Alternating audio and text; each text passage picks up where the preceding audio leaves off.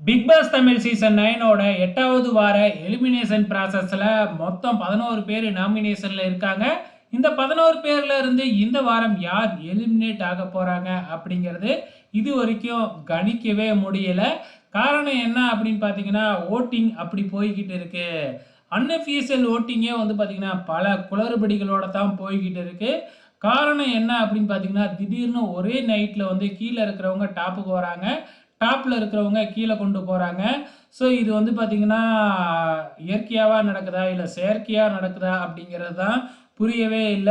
So unofficial வோட்டிங்க நம்ம பார்ப்போம். So தொடர்ந்து முதல் இடத்துல விக்ரம் தான் இருக்கிறாப்ல. 2வது இடத்துல தற்சமயம் பார்வதி இருக்கிறாங்க. 3வது இடத்துல திவ்யா கணேஷ். 4வது இடத்துல கம்ருதீன். 5வது இடத்துல அமித். ஸோ இந்த 5 இடத்துல பெருசா எந்த மாற்றமும் இல்ல.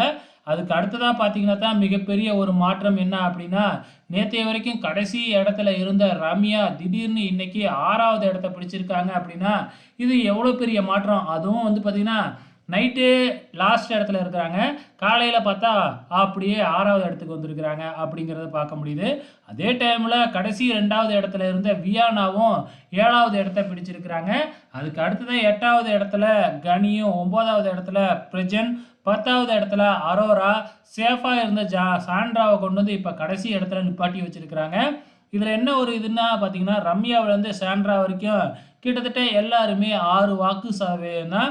கிட்டத்தட்ட 1000 அன்அஃபிஷியல் ஓட்டிங் தான் டிஃப்ரெண்ட்டு. ஸோ யார் எலிமினேட் ஆவாங்கன்னு சொல்ல முடியாது. பொறுத்திருந்து பார்க்கலாம்.